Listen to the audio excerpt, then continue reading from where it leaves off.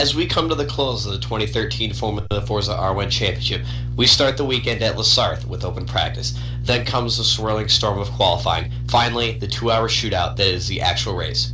This track, commissioned as a test track for the world's manufacturers to highlight their best products, has become the temple of speed for many of the Earth's race fans. The Mecca of racing joins the F1 World Championship at the razor's edge of technology and raw speed. Join us for the final curtain call of the 2013 season. It's the Formula Forza Pre-Race Podcast by JET Motorsport.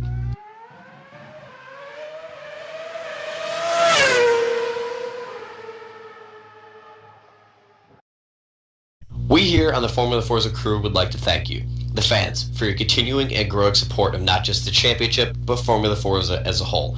If it wasn't for you guys, it wouldn't be nearly as enjoyable for us to do this. We aren't celebrating prematurely, but we would like to say, after nearly 7 months of racing, plus 2 months of preseason testing, all of the miles, hours logged in testing, practice, and qualifying, this all means a little bit more now that we're at the final stop of the season. Brad still hasn't logged a single practice session, even though he acts like he's the king of practice.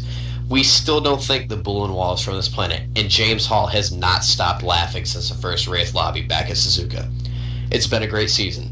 All of the hard work and dedication culminates to lining up in the starting grid for the Grand Prix of Le Mans. All of the teams will be at their best this weekend, and the cars will be at their fastest. So let's get right into it, shall we? Let's get into the Italian GP and the results of Mugello. First off is qualifying.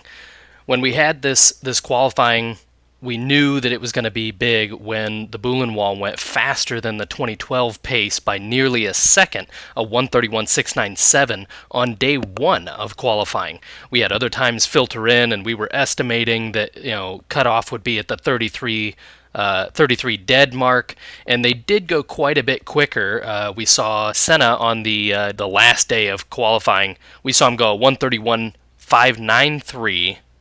Good enough for provisional pole at the time. In the last 15 minutes, like clockwork, he gets out-qualified by newcomer LMR Deftone MX from Midnight Performance Development. He goes 1/100th of a second faster, 1:31.583, to take pole, the first for Midnight Performance Development. Now, we can talk about this just a little bit here before we move on. This has happened to Senna probably 4 times before. It happened, let me just take a quick look here.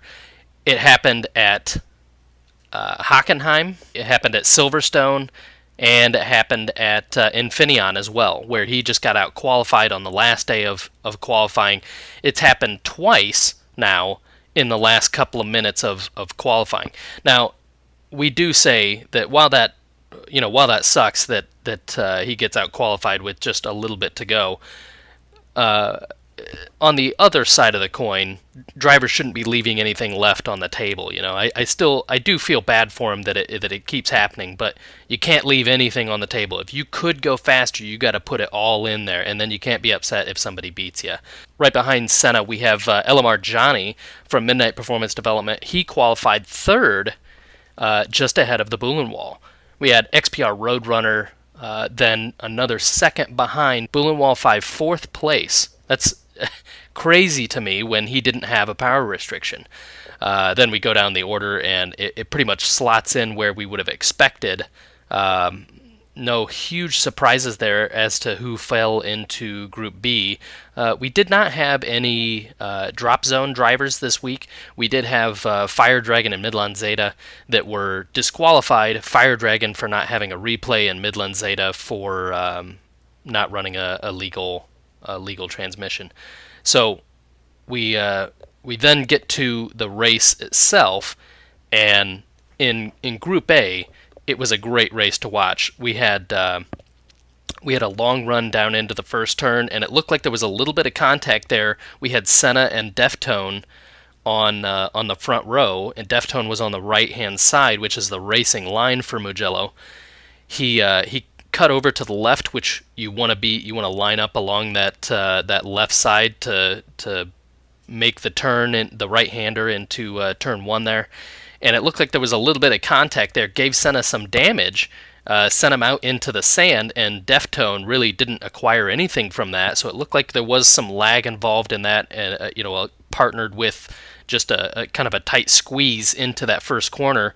Senna then goes reeling off into the sand, comes back on track in about 12th, and had to work his way back up through the grid. And he made a pretty valiant effort throughout the entire race, was back up, I believe, into 7th before he made his pit stop halfway through that race, and would eventually work his way all the way back up into 2nd place, getting back his position, and was gaining on the leader. In the end, he had the fastest overall lap of the race at a 1:31.5, and we had Deftone ends up just leading the race from pole to finish to take his first career victory for Formula Forza and also for Midnight Performance Development. That's a big move for Midnight Performance Development to score their first win with their new driver.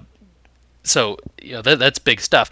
Behind that, what was happening was you had Elamar Johnny that was trying to retain as high a position as he could without gaining any more power restriction. So at one point you saw him in 2nd, and he kind of conceded the position to Senna.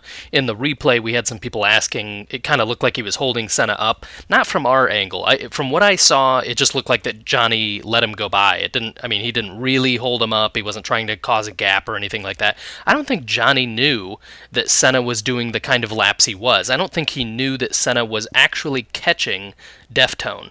And by the end of the race, they weren't like wheel to wheel or anything, but Senna was certainly within visual range of Deftone.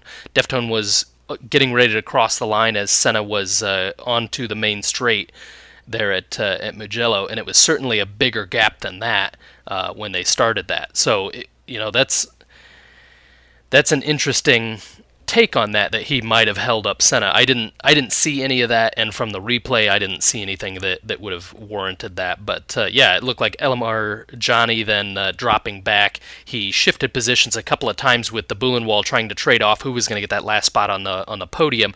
Ultimately, the Buhlenwald let up XPR Roadrunner from Serpent Racing, that's Steven Hudek, and he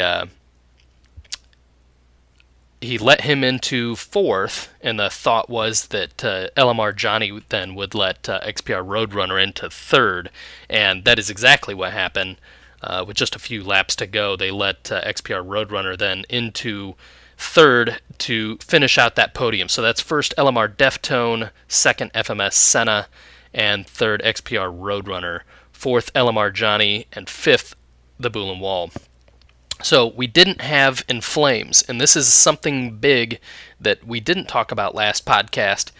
He had sort of an abrupt departure from BTR, and the details aren't super clear about what all happened, but the net result is that BTR Snakey is no longer leading that team. He will not be participating anymore, and In Flames is no longer driving for the team. So essentially they're kind of dead in the water. And In Flames, whether he desired to or not, did not qualify for that race at the Italian GP, so he sat out entirely. The first race he's missed since joining the season back at Sebring. So what we now know is that he's coming back for the next race, and we'll get into that in just a little bit. But for this race, he was totally out, and that he would have been running that race with 5% restriction. He'll run Le Mans then with 0% restriction. So that's your race results for this. Do you guys have anything to add on what happened during the race? There was a couple pretty impressive performances to me. I don't mean to toot Jets on horn, but Chicken McHaggard did pretty good. He started 10th and managed to gain 4 positions. And this late in the season, when everybody's as fast as they are, 4 positions is quite a bit. And I still think that's pretty impressive. And Alex P. with his power restriction that he had, that was the other impressive performance for me, was he managed to move from 11th up to 8th. And again, that's quite a feat this late in the season, even if he is an alien. He was power restricted, so he didn't really have the oomph that he usually has out of that Panos, so that was really impressive to me. Yeah, absolutely. I'm glad you mentioned that. Chicken McHaggard finished just behind the Bullenwall, and this is his best performance in the 2013 season. So 6th place is huge for him, regardless of how many people he passed. Just finishing 6th, even if he had qualified 6th, would have been big stuff for him. But to move there from qualifying 10th, that's even bigger. That means he passed XY 101, he passed Scurry 76, he passed the one named Jack, and took 6th. So that's big stuff for him.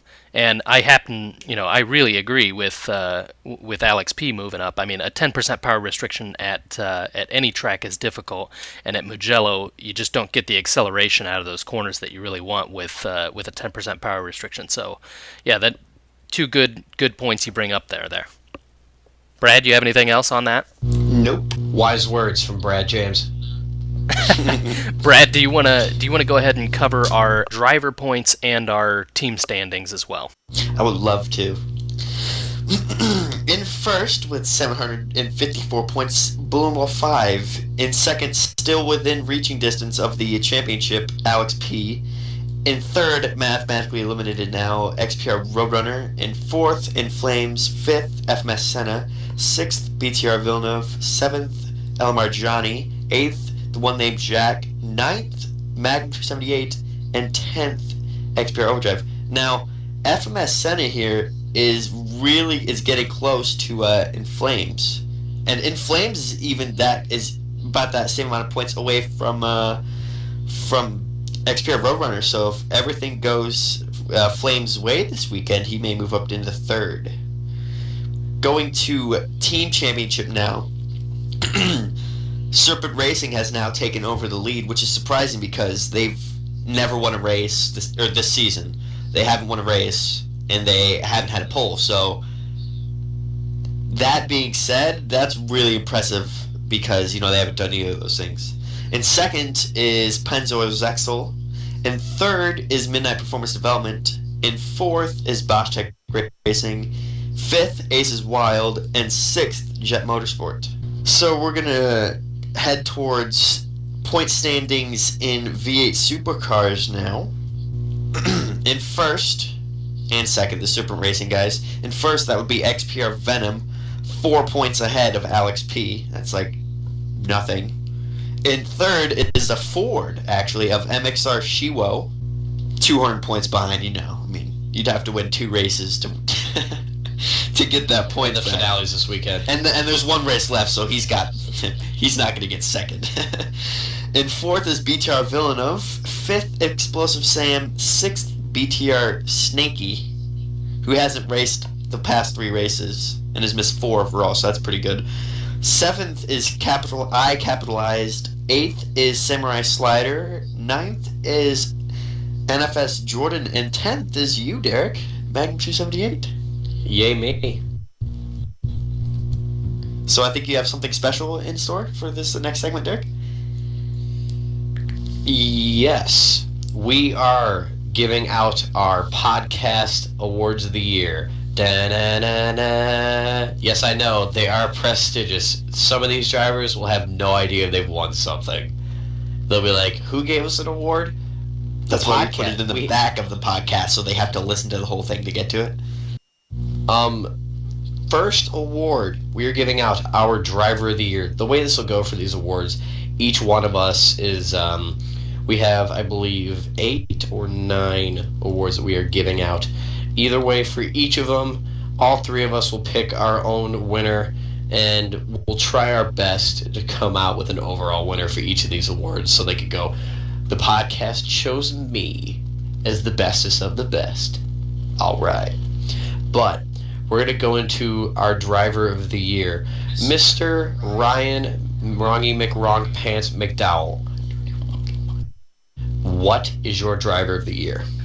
So I'm going to distinguish here between our poll right now, which is Good Sportsmanship Award, and the driver of the year. The driver that truly impressed me the most with how they drove on track and some of the skill they showed. And for me, it came down really between Alex P. and FMS Senna. I'm not sure, really, between the two, who I thought was driver of the year. But, honestly, I kind of have to give it to Alex P. That Panos is, to put it lightly, a pain to drive. I mean, it's really bad.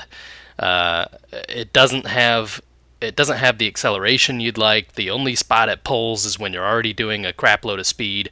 It doesn't have very good cornering. It's very front heavy. So for him to have acquired power restriction and overcome it 5 different times, that's pretty impressive stuff to me. On the other side, FMS Senna, my other candidate for that, I would have said, he's overcome a lot because he started with that Bentley and then switched to the Lola, which he's in now, the AVR team's Mazda Lola, and has really exceeded expectations of what that Lola could do. I mean, he won the Hockenheim Grand Prix. He was almost the first one to 3 wins in the same season if he hadn't had that spin out accident at Sonoma, which then ended up giving the win to In Flames there. So I still think I'm going to have to say that Alex gets my Driver of the Year award, simply because he has a really good attitude about it. He's great competition, and has proven that he can drive with or without power restriction and can tune for all of it. So that's my Driver of the Year. Pretty much, I'm going to have to agree with you there. Just based on driving, for me, Alex P. wins the Driver of the Year for me. The dude has had power restriction all but 3 of the races he's competed in. That soon to be 4. Yeah, soon to be 4. But that is amazing. I mean, the dude is running second in the points, running most of the season under a power restriction. So that's why I would give him the award. There are other people, that have done a lot and have been very impressive, but just based on raw performance, I'd have to go with Alex P. My Driver of the Year, surprisingly, is Alex P. Weird. Same thing that all of you guys said. That's all true. He's haven't been power restricted for only 4 races. One thing you guys didn't mention is that he's second in points, right? Still he could get the championship, mathematically. And he's missed 2 races. No points from there, and he's within 100 points of the championship. That's very impressive. And the fact that he's in a Panos, like Brian said, is a pain. Probably why it's called a pain nose. See what I did there? Oh, man. That's a terrible joke. All right, keep going. That's very impressive, and he's same thing. I guess you could say same thing for Bowden, but he's holding his team up. He's the only one driving for Aces Wild, and they are, in fact, in 5th. No, they're not 5th. Yes, they're in 5th. They're in 5th. They're in 5th in the team championship. Let's put it this way. I've had one driver for most of the time, and I'm in 11th in the team championship. So, there you go. Driver of the Year, everybody. Alex P. Right, we're pretty sold on that. One thing I will point out about Alex P, when you were saying that he's in second place and he's missed 2 races, he's got 670 points right now. That he's earned points from 8 races. We're 10 races in now. We're coming up to our 11th. That means his average points per race is somewhere around 83 points, which really makes it second or third is his average. I mean, it is ridiculous that he's been able to do that. So if we, let's even say we made it third, right, which is 75 points. If he got 75 points those 2 races he was there, he'd have 150 points more. He'd be in the lead. Even if you account for he would have had power restriction, if he would have simply attended those 2 races, he'd be in the lead, for sure. You might argue then that he wouldn't have the points that he got at Road America. But anyway, we can move on beyond Driver of the Year because we're all unanimous on it. Alex P., congratulations. Don't expect your prize in the mail. Let's go to Team of the Year, and I will kick us off on this one. Team of the Year, what I'm going to say validates our Team of the Year is the team that really showed the best camaraderie and really just overall impressed you with how the team was run. Not individual drivers, just the team. And, honestly, not just because they're highest in points, but I gotta say it's Serpent Racing. For me, anyway, I really like how these two work together. They tune together, they practice together. When one of them is, I know there were a couple of times that Overdrive was, either missing practice or was having issues getting into qualifying. I know XPR Roadrunner was right there helping him and was trying to get him built up to speed. I got to say, they put a lot of effort into their team, and they deserve the spot that they're in the team championship. So that's my vote. Serpent Racing, Team of the Year for Ryan. What about you, Brad? You go next. I really hate when you talk first, because then you just take everything that I'm going to say. My Team of the Year is also Serpent Racing. Basically everything you said, it's ran well. Both drivers would be competitive if they weren't on that team anyways. So, and they're first in the team championship, nearly with 1,000 points. And they're going to obviously get 1,000 points. So, only 2 teams have the opportunity to do that. So, congratulations, Serpent Racing. You got my vote for Team of the Year.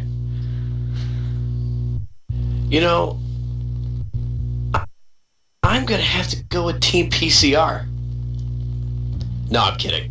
I heard the really? I hear some really pissed off PCR fans.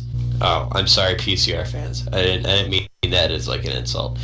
I'm going to have to go with Serpent Racing too.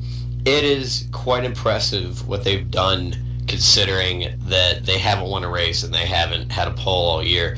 And sometimes some certain tracks, like there's those couple tracks where the Ferrari isn't really that potent as it usually is, and it's quite impressive. Their lowest scoring race was at Road America with a 36, and their highest is actually the first race of the year, the Japanese GP, with 148. But they have run 5 races where they've scored over 110 points, actually over 120, and that is amazing. JET as a collective whole has only had 1 race where a single team has scored over 100 points, and there aren't many teams out there that could say that they've scored 100 points 5 times in a season. The next closest I think is Midnight Performance with 4, and their highest is 188. You can't discount that in Italy. That's a huge score, but at an average, Serpent Racing have been very, very impressive and potent in their driving. They haven't really missed a step this year, and that's why they get my vote. And so pretty much, again, even though I expected a lot more arguing during this between the 3 of us, we have once again come to a collective decision that it is Serpent Racing for the team championship. Another round of applause, ladies and gentlemen. Okay, no applause? Never mind. We're going to move on. Brad, who has been your breakout driver of the year?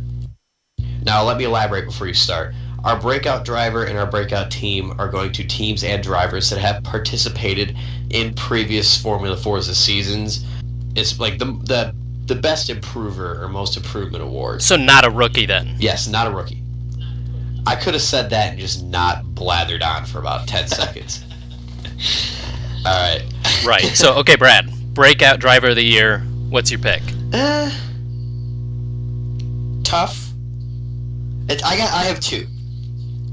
XPR Roadrunner and BTR Villeneuve. I thought you were too, Derek. I was going to go with Villeneuve. Oh, man. Well, let me continue. XPR Roadrunner, obviously, because he's had great performances all year, and he did good Mazda Cup. So, I was half expecting him to do good, but I wasn't expecting him to do this good. You know what I'm saying? And BTR Villeneuve, just based on the fact that he's had great performances all year, he's missed one race, and that was Italy. And he's basically been in Group A every race except for Germany. Those are my two. I don't know. I'm going to go half vote for each. Sorry. Oh no, you gotta make a call. Don't make me make a call. I'm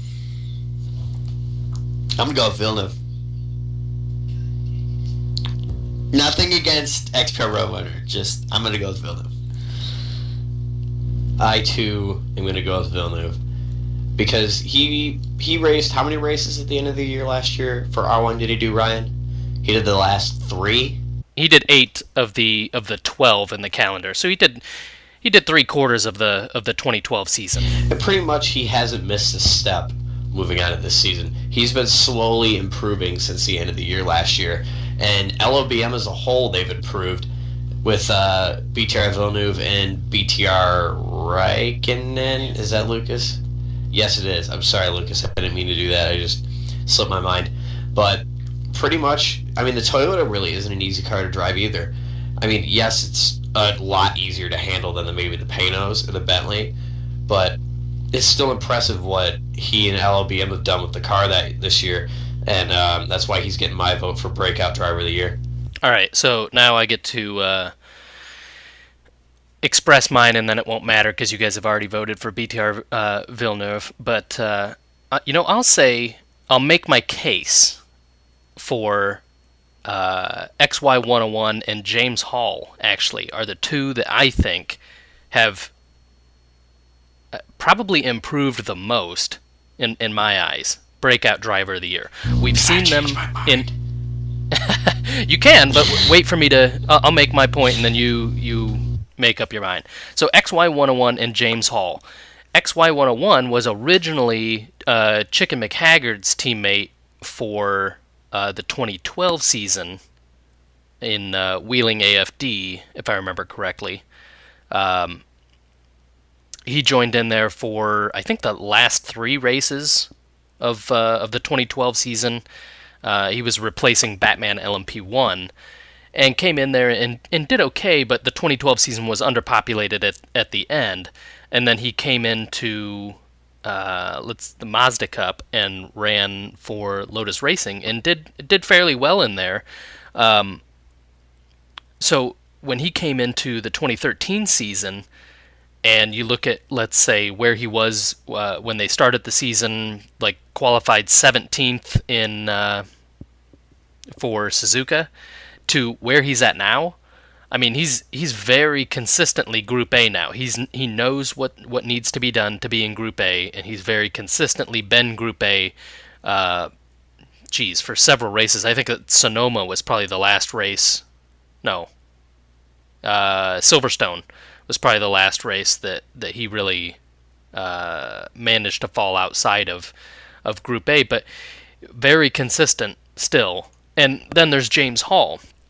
James Hall came in with Commonwealth Motorsport last year with XPR Roadrunner, and I think we can say that in the 2012 season he was a Group B driver, and in the Mazda Cup he did fairly well in the Mazda Cup, but the Mazda Cup wasn't quite as populated as R1, so it's kind of tough to tell. Plus it was a developmental league, and I think that did make a lot of people better running that series. But then you come into the 2013 season, he makes the move over to JET, and I really, looking at it, saying that these two would be 12th and 13th with as much competition as we have, that's just mind-blowing to me that that's where they would be. I'd never imagined that they would be ahead of Bloody Kane, never imagined they would be ahead of RUK Shadow, that's Chris Shaw. Didn't imagine that they'd be ahead of Lucas, BTR Raikkonen. Didn't imagine they'd be above BTR Snakey after the first couple of races. He showed us what he was capable of. So to see that happen, yeah, exactly. TLR Eclipse, who's also in the position he's in, not really because of performance, just he's had a lot of bad luck with connections. But anyway, those two. So what do you guys think about that? So I'm changing my mind. I'm changing my mind to James Hall. Sorry, I just try not to keep unbiased towards my teams as possible. So I guess he really slipped my mind, but what you said is perfectly true. James Hall was a Group B driver in R1 2012.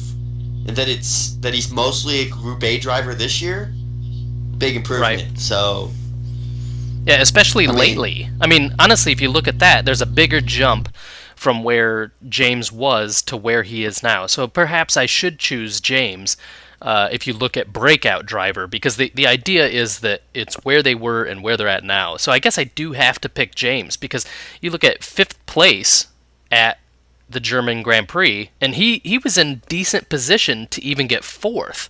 I mean, it was a possibility there. He only barely got beat out by BTR Snakey to pick up that position. So I guess I am going to have to say James Hall for that. Derek, are you sticking by? I'm going to stick by it because this will be the first time we all kind of disagree. We kind of disagree on something. I do agree with you guys on James, but James is my teammate, so I try to stay unbiased. Did I said that too? Yes, you said it before I got a chance to say it. All right, so then I guess by vote then it's James Hall wins our Breakout Driver of the Year, and we'll move into Breakout Team of the Year. Derek, who was your Breakout Team of the Year? So they had to be in it last year. The team had to be in there last year, so this does narrow it down then some, and we'll say that franchises count. Yeah, but keep in mind, like, Serpent Racing, you can't... They were not a rookie team. You know what I mean? No, they weren't. They weren't rookie drivers. They're a rookie team. Well, I don't even know that you can call it a rookie team. I'm going to count them as a veteran team. I'm going to count them as a veteran team, based on drivers. Yeah, I'm going to say that's breakout. Yeah. They count as a breakout then. So, breakout team of the year for you, what is it, Derek? I mean, if you say that Serpent Racing counts as a breakout, I would say Pennzoil Zexel counts as a breakout also, and they would get my vote. Because Bullen raced, what, 3 races last year? And then dropped out of the championship. Yeah. And he comes in this year and brings in his high-caliber drivers, one after the others, that come in this year. And they're sitting in a position to win the championship, possibly. Win driver and the championship points. Just do a complete sweep. And that is really, really, really impressive. So they get my vote because... I mean, going from only driving 3 races last year to coming in and nearly winning the championship and nearly winning drivers is very impressive. Brad, what do you think? I completely unbiased opinion here. I think it's JET Motorsport. Based on the fact that James Hall is a great breakout driver, and you, Derek, I didn't expect you to do this well, you know? Yeah, I mean... So, to be clear, you're talking about the JET AMG team. Yes, JET Motorsport. Or JET AMG, as they're called. That would be mine. I mean, you know, Serpent Racing was, add Overdrive, but the organization was, that same team was Commonwealth Motorsport, right? They won the Mazda Cup team championship. So that, for me... doesn't make them break out at all, because they've already won a championship organization-wise, even though they're not called the same thing, and they have one different driver. You know, they still have one driver, the same person like owns it. So they wouldn't be the breakout team for me. That therefore makes JET Motorsport the breakout team for me. Right? Yeah, I think you'd have to discount Serpent Racing only because you had to expect them to do well this year because they did so well in Mazda Cup. You know, I don't want to say that they don't get it. You know, they were our team of the year, Serpent Racing, but I have to agree that if you're going based on where they were last year or where they, you know, prior to this R1 season and where they're at right now, unbiased, I realize that this podcast is brought to you by JET Motorsport, but if you look at it, I don't think anybody I mean, I hate to say it, no offense, Derek, but I don't think anybody expected JET Motorsport, the AMG Acura team, to do quite this well. I mean, you guys are nipping at the heels of Ace's Wild Motorsports in 5th.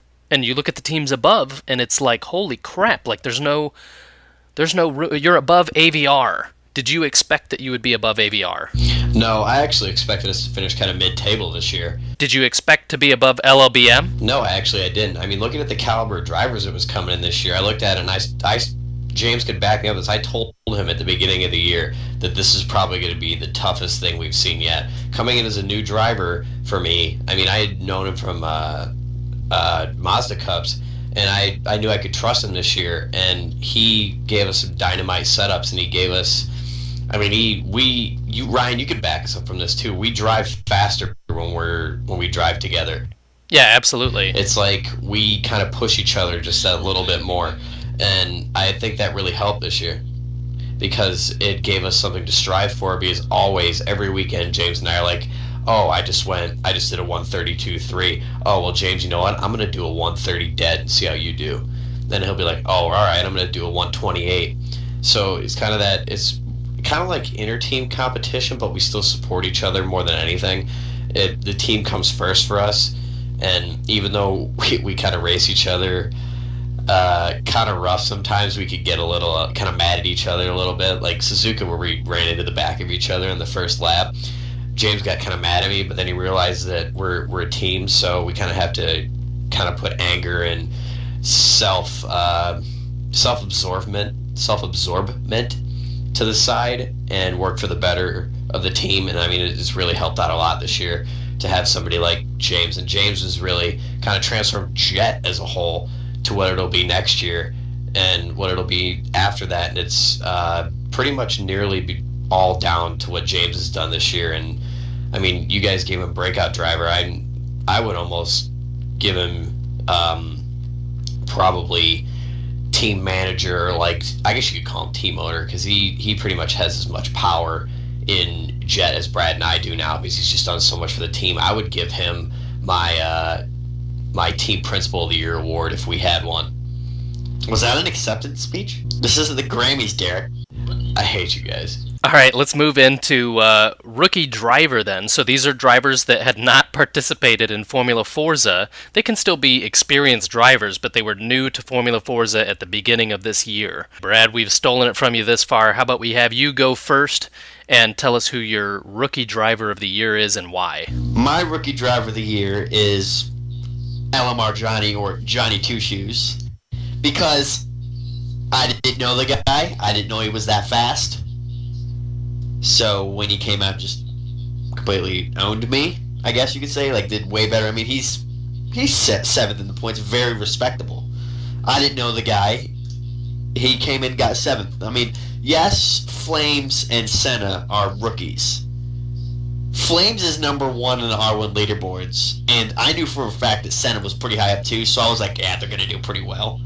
So that basically excludes them from it for me. So Johnny Two Shoes, or LMR Johnny, next in line, you know, he's a quick driver. He's pretty nice to be around, you know. He's fun, he's understanding, and you know, You sound like you want it, Brett. Derek, you had that long battle with him, huh? How did you like that? I came out of that with some soiled trousers.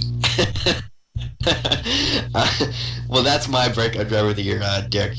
Nope, I'm skipping you. Ryan, your turn. Okay, well, you know, I think it's the same three. You look at in Flames, you look at Senna, and you look at Johnny. Those gotta be the top three that you're looking at. I mean, everybody else has raced with us. That's really up there. I mean, you got BTR Snakey in 14th there, but you know, I don't know that. I mean, attendance counts for a lot in my book, at least.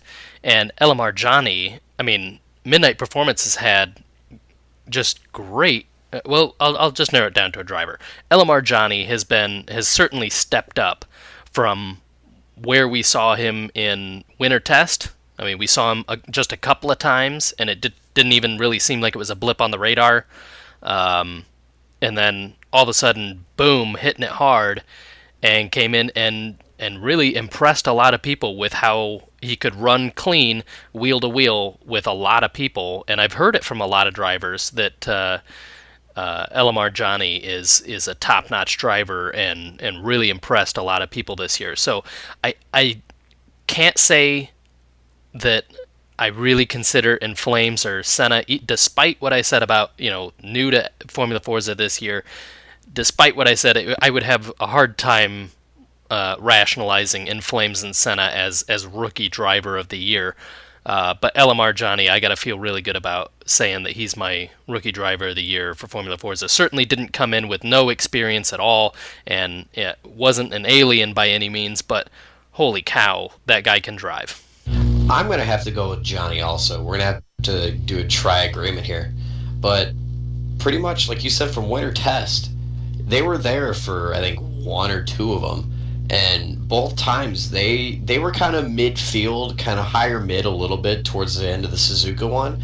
But they went uber stealth mode and slipped way under the radar through testing and through the beginning of the season. And all of a sudden, out of nowhere, it's like, bam, Johnny specifically, I mean, nothing on Gaddis, he's a great driver, but Johnny in general has just he's punched way over his weight this season. He didn't come in, I mean, we all knew Flaves and Senna were going to be fast because we all heard about them all the time, like, oh, did you see what this dude did? Did you see how fast he went at this track? So we knew coming in that they were going to be generally fast, whatever car they were in. But Johnny kind of really stepped it up and kind of knocked it out of the park here with this season. I mean, he really impressed a lot. And if you really want to see, just an example of how good a driver he is, watch the German GP replay on YouTube and watch the first 25 laps of him and me battling. That was awesome. I mean, that's just an example of his driving talent as a whole, is how close he could keep racing, but we were still gaining ground away from the back of the pack. So it just shows you how good of a driver he actually is. Yeah, absolutely. Rookie team is totally new team entry. We hadn't seen these guys before. It wasn't like they were just changing their name or something like that. So I'm going to say rookie team of the year, and for me, it's without question, it's Midnight Performance Development. It's probably the best run rookie team we have, and their attendance has been impeccable. Their driver caliber is huge. How they represent themselves is huge. It's just, I love everything about that team in this championship. I really want to see them continue on with Formula Forza, and I hope we do see them in more of our championships, and look forward to seeing their drivers on the track in seasons to come. So without a doubt for me, Midnight Performance Development. I'm going to keep it really short and agree with you by leaps and bounds, Midnight Performance Development. Brad? Same sauce. Midnight Performance Development takes the crown for a rookie team of the year. So now we shift gears, Derek, to best performance in a single race. Let's start with Derek. I'm going to have to go with BTR Snakey of Germany. He qualified A13th, and throughout the race, through pit strategy and his own driving, and his own quite impressive driving, he managed to gain 10 positions and finish on the podium at Germany. So that BTR Snakey is my driver for the best single performance of the year. FMS Senna at Italy was my performance of the year. I mean, he basically, after the first corner, was basically in last, okay? And over the course of the race, moved back up to second.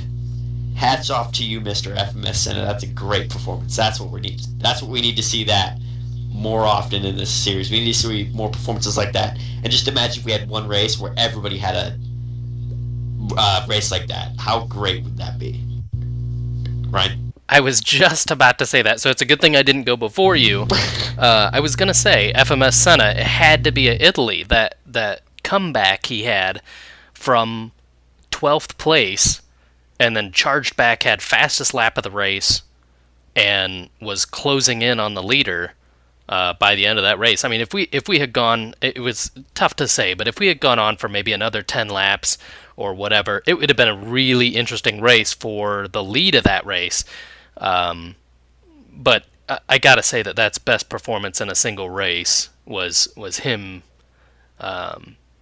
marching back up into second. So for me, FMS Senna, and with Brad also agreeing with me, that's it. It's FMS Senna, best performance in a single race in the 2013 season. Notable mention there is Snaky. he did very good at the German Grand Prix, I have to admit. Another honorable mention, me at at Sebring, and Oh, for God's sakes. come on, I had a great race. And Bolin at Road America. Yes, he started pole and won that one, but how good of a performance was it? He just killed everybody. That's a good performance right there. I mean, those are honorable mentions too. You could take mine out of there because it's me who said it, but Bull and Wall, Road America, honorable mention. Right then, so we'll move into most spectacular crash of the season, and Brad will give you dibs on this one if you want it. Most spectacular crash of the season. What do you think? What's odd? There haven't been very many crashes this season. There really haven't. It's hard because I can't. Honestly, right now, off the top of my head, I can't think of any. That's good, because I can. Well, what about pit entry Suzuka? Who was that? That's FMS Senna again. That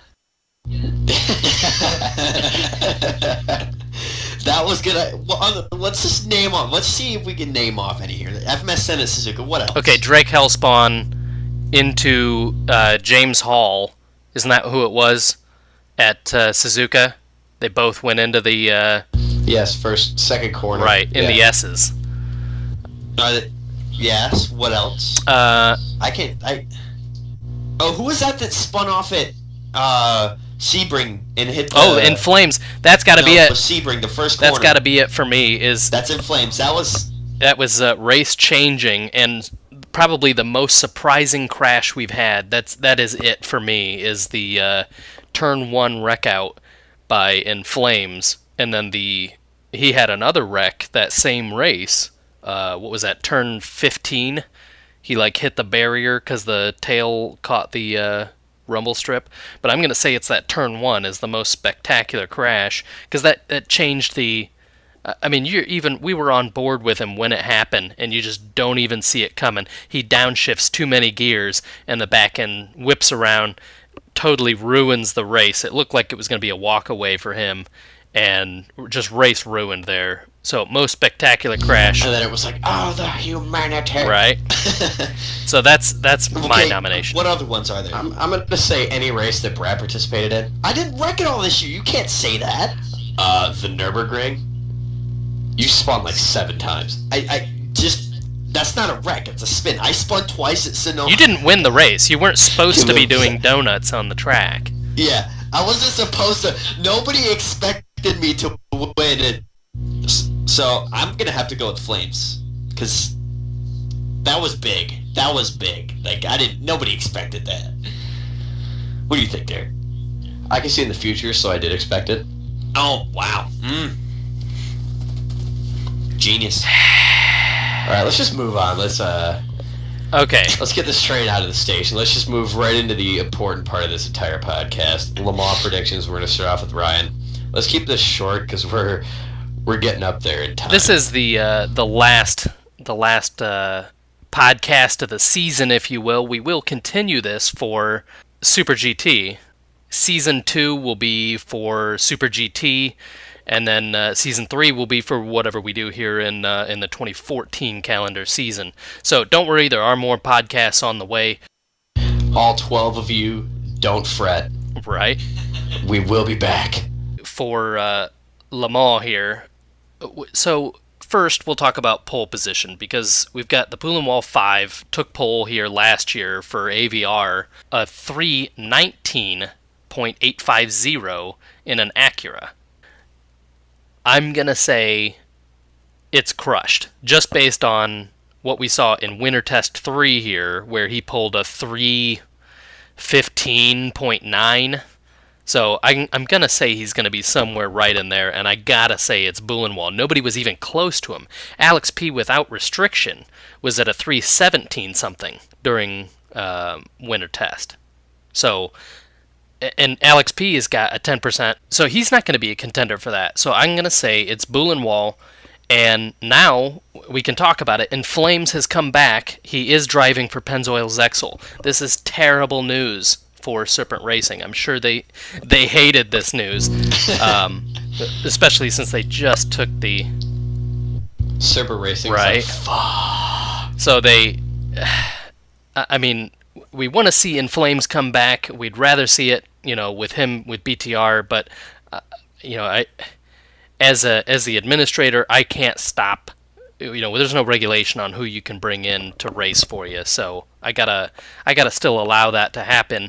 And I think it's probably going to be In Flames in second. The big question mark is over Midnight Performance Development's new driver, LMR Deftone. Where's he going to be? I got to say that's third in qualifying, but how quick is he?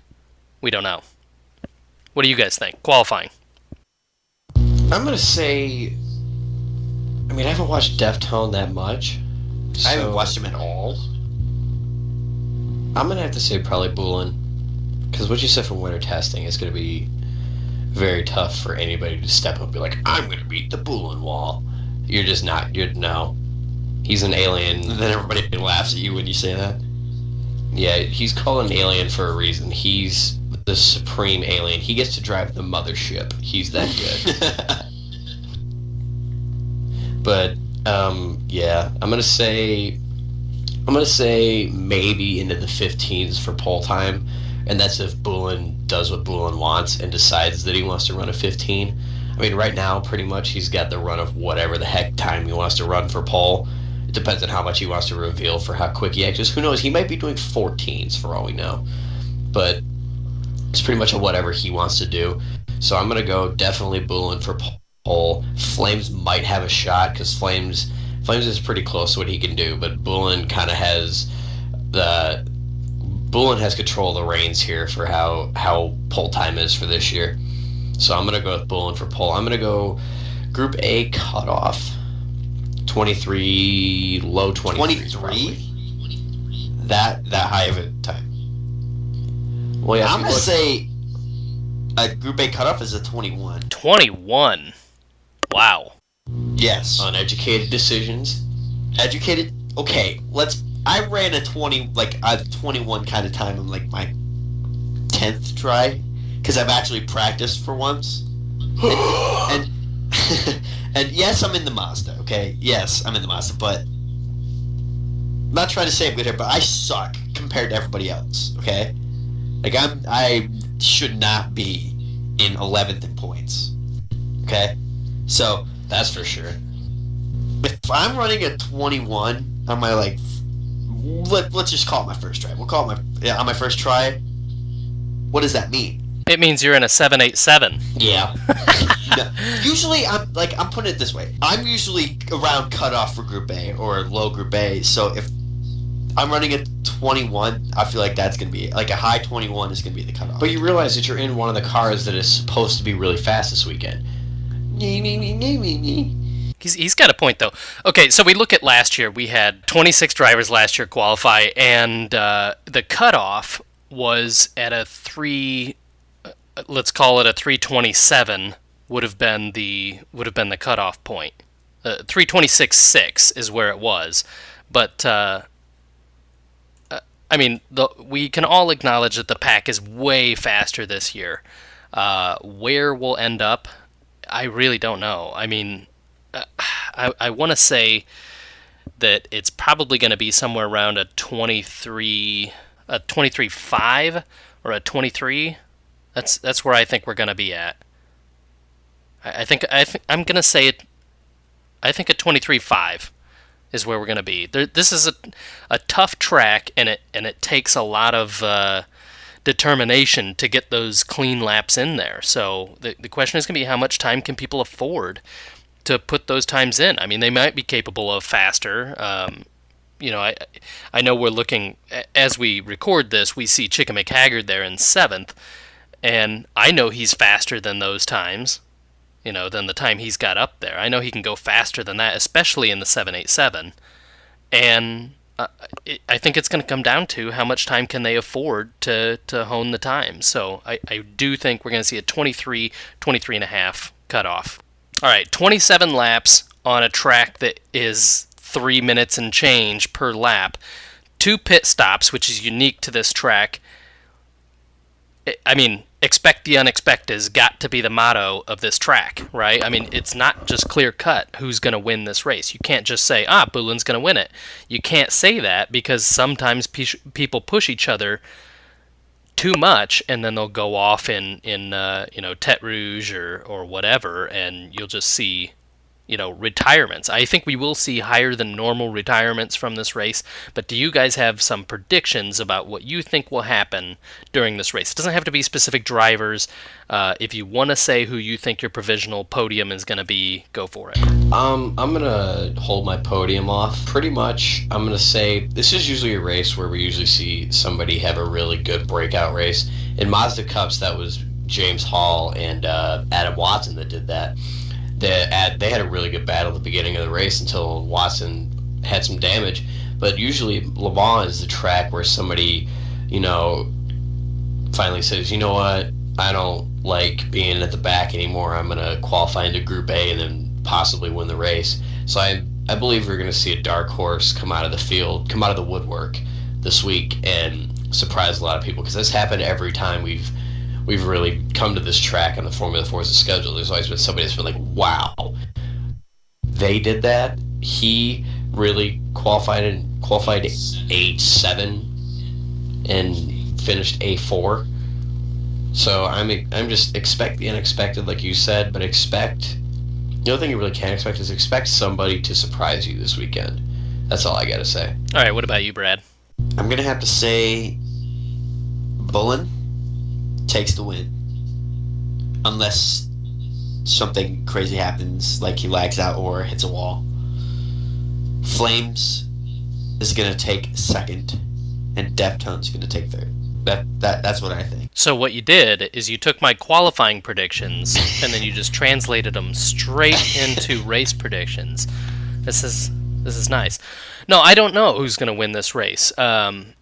Because it is a longer race than we normally have. We've got XPR Roadrunner with 5% restriction here, and we've got Senna with 5% restriction here. I don't know where those two are going to be on the grid, but with 5% here, it does hurt a lot because you've got so many long straights. They won't be able to really defend on those straights, and that's where they'll get past. It doesn't matter defensive line or not. They can't move over and block on a straight. So I think it's going to be tough for those guys to do anything about their power restriction. Alex P as well with a 10%. He's going to be getting passed left and right. He's got to just cross his fingers that he can even qualify into Group A and try and hold it together. So long as nobody runs into him, he's a very consistent driver, and I think he's going to just, pick up some Group A points if he can qualify into there, and that's going to be about what he can expect coming off of a win at the German Grand Prix. So what you're saying is if Alex P qualifies in Group A, he gets points for Group A? You know what?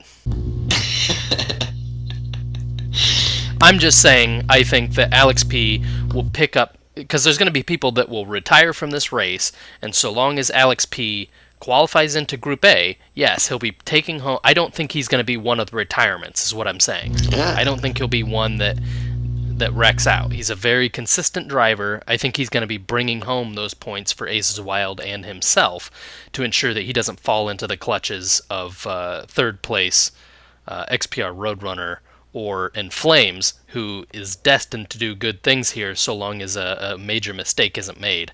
Who knows? Maybe another Sebring could happen and he downshifts one too many times, spins out and smacks a wall. That would be the end of your race here at Le Mans. I mean, it's just not worth racing an hour and a half with damage, especially around some of these corners. Like the Porsche curves, you're at like max lateral G the whole time. If you've got rear aero damage, that section is painful, really painful. And once you start to pick up a little bit of instability, it makes it that much easier to pick up even more damage at Tête Rouge because you got those speed bumps everywhere. Everybody comes the banana slugs or whatever Oh you my want to call gosh. them. But yeah, Don't even get me started. yeah.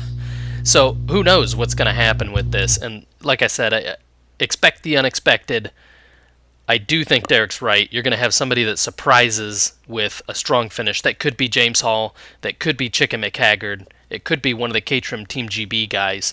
It could be WennaJ. It could be WennaJ, maybe. But he's probably going to spin out and finish last anyways. Hey, guys. All right, so let's see. Any final thoughts on? Do we have any keys to Le Mans? What do you guys think about that? Don't wreck. 2 words. Simple as that. If you want to have a good race, do not wreck. That's 3 words. Shut your mouth. That is 3 words. All right. So Brad, what are your keys to this track? Get Indianapolis down. And get the Porsche curves down. That might just be me now. I might be talking to myself because I You mean have the only corners on the course on the curse. Yeah. And also practice to where you get fantastical, a new word created there, exits from Tete Rouge. You need to get a good exit there. And you need to get good exits from Lausanne, the 2 corners in the Lausanne straight too. So what I'm saying is practice every corner. So you pretty much just covered like 3/4 of the track. You were like Tete Rouge, the chicanes, Mulsanne, Indianapolis, Porsche curves. Make sure you practice the Dunlop chicane. He's like, So, make sure you did practice. you just say practice? That's what I just heard out of this. Is that he said practice is key. I was trying so hard not to say that. Okay. Honestly, I think it's Tete Rouge matters. It really does. But a lot of people get Tete Rouge right. You know, I mean, they're not so far behind on Tete Rouge that that's what's killing them. I think it's the first chicane. There's a lot of time to shave there. And there's a line through there, through the first chicane. I know how I take it. I brake in 2 spots. I brake into the corner, and I take my 2 right tires over the curbing on the right side, like almost invalidated, but my 2 left tires are keeping me certified there. And then I brake then into the apex of the chicane, and then cut back over, and my 2 left tires cut the inside of that apex there. And I feel like that helps me out a lot. I shaved a lot of time doing it that way. And before I did that, I took it as like, I tried to brake as straight as I could into the chicane, and I just shaved off way too much speed, and my approach to the exit of the chicane was all messed up because I was doing it. I was trying to take it as one turn, and it's, clearly it's a chicane, but you just exit with too much wheel spin, and it's just not very good. When you get to, let's see, the second chicane, it's much the same, but it's not 2-point braking. It's 1-point braking, and then you coast around it because the tighter radius is at the front. So you brake for the tight radius at the front, and then you coast and slight throttle as you crest the apex. Don't touch the inside rumble strip. That's turn 9 if you're looking at the map there on formulaforza.com. And then squeeze on the throttle on the exit. As soon as you're confident in your throttle, you just go throttle on. I think those 2 corners are key to being really quick around here. Brad's right, Indianapolis matters a lot. If you make mistakes there, you'll just slide off and hit the wall. And it doesn't matter how fast you're taking the rest of the track. If you retire here, then Derek's point is right. Don't wreck. So basically what I said is just everything you 2 just said, and then concentrate on 2 different corners. So that's it. Quit stealing our thunder. Do we have any final thoughts on Le Mans, the season, before we sign off this final podcast of the R1 2013 season? You guys have any final thoughts on this? It's been a long, like 8.5 months. To think back, it was that long ago that we started R1 2013. It blows my mind that it's nearly July and we're still going in R1.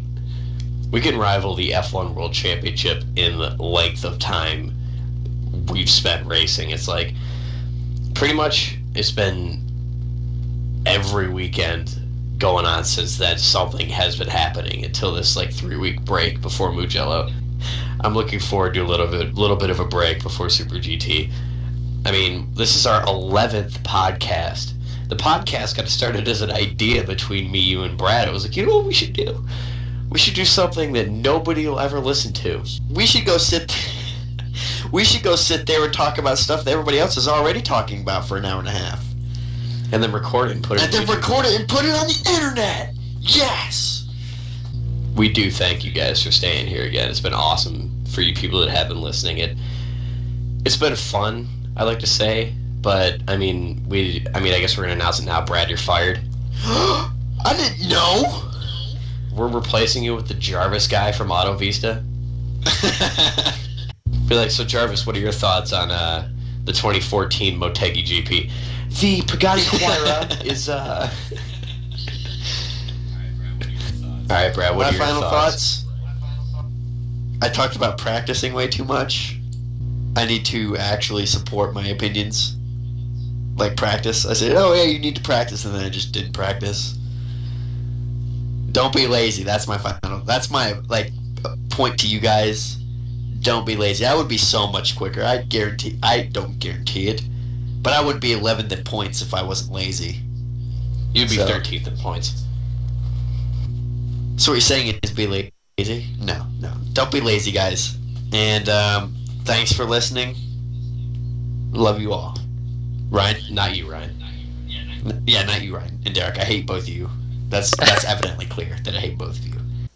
No, really though, I look back at this season, and this has been by far the biggest season for Formula Forza, and it's been great to see it grow, especially with the acquisition of the LLBM and bringing them into the fold of Formula Forza and having that all run under here. It's all really exciting stuff. As far as a fan base is concerned, and we've more than doubled in size since we started this season, and that's really impressive to see. And I hope that a year from now we're sitting here talking about how we've doubled again. That would be awesome.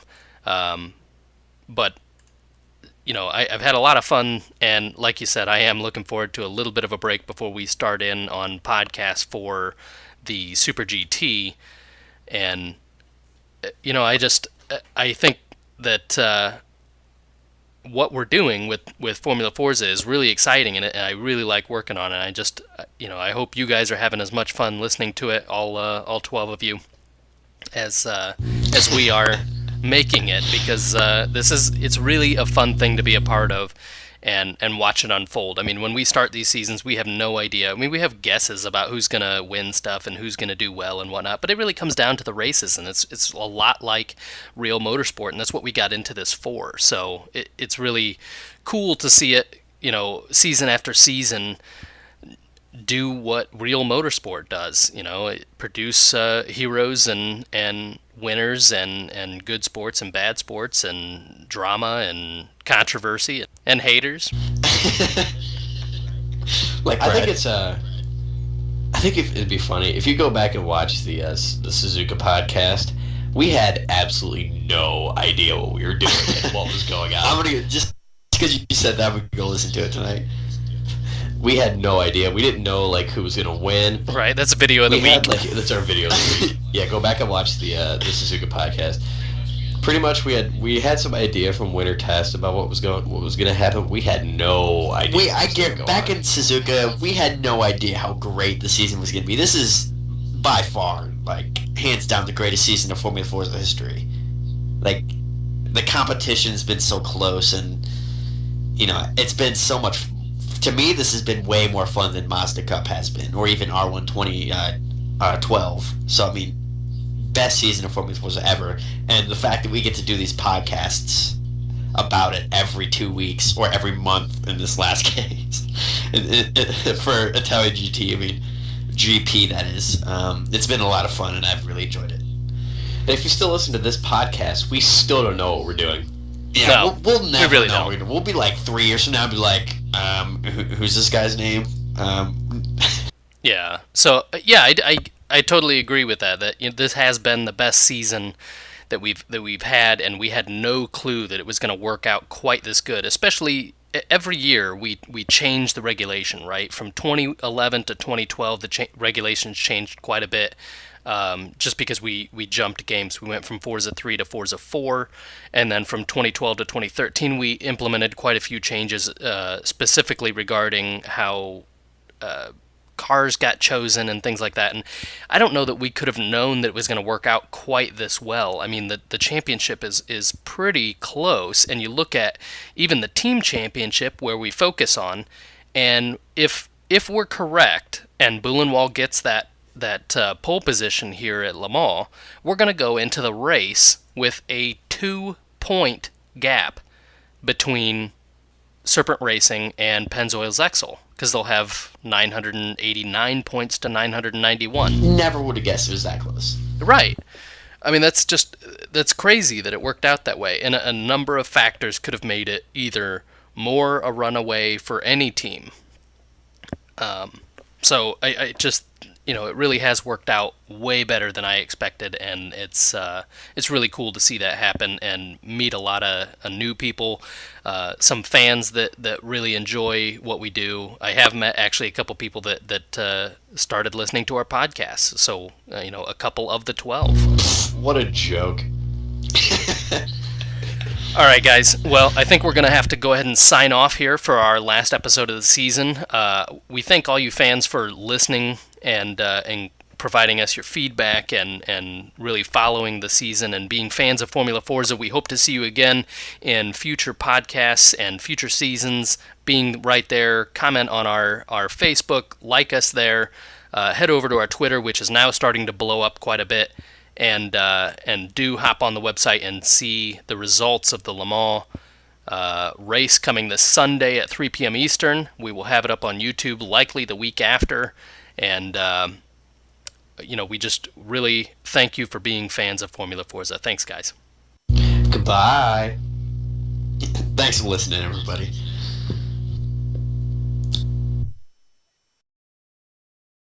Wait, I'm going to do my Brad impression real quick. Yeah, pretty much what Derek and Ryan said. Yeah, all that stuff. I really haven't even been paying attention. I've just been reading this car magazine over here. Whatever they said, that's pretty much how I feel about it. And practice. It's keys to this circuit. Dude, we're on Video of the Week. What the hell are you talking about?